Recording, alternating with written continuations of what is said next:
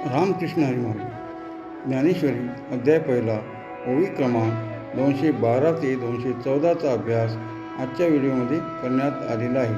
तरी सर्वांनी शांत चित्ताने ऐकावे ही नम्र विनंती. तेने सुखवीन होईल ते बलते ही साही जेल वरी जीवित ही वेंची जेल याची लागी. या ओवींचा अर्थ असा होतो की त्या भोगापासून मिळणाऱ्या सुखाच्या अभावी जो प्रसंग येऊन पडेल तो वाटेल तसा बिकट असला तरीही सहन करता येईल.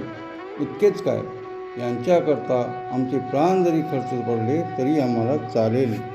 हे केशवा, तरी मला माफ कर, मी काही युद्ध करू शकणार नाही असे अर्जुन श्रीकृष्णाला म्हणत आहे. परी यासी घातू कीजे मग आपण राज्य भोगिजे हे स्वप्न ही मन माझे करू न शके.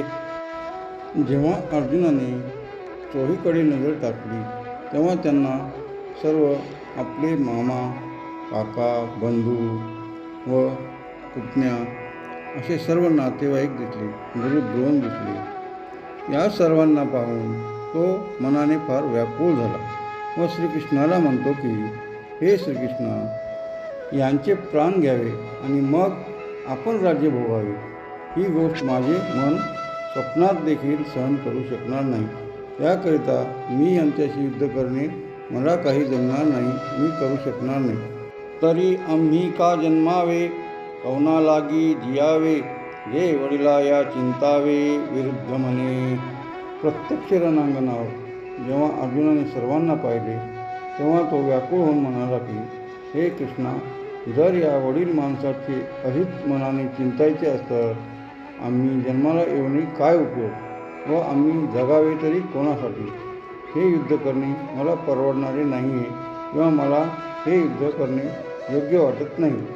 ज्ञानेश्वर माऊली ज्ञानराज माऊली तुकाराम तुकाराम. ज्ञानेश्वर माऊली ज्ञानराज माऊली तुकाराम. माऊली माऊली माऊली. बोला पुंडलिक वरदेहार विठ्ठल श्री गुरु ज्ञानदेव तुकाराम पंढरीनाथ महाराज की जय.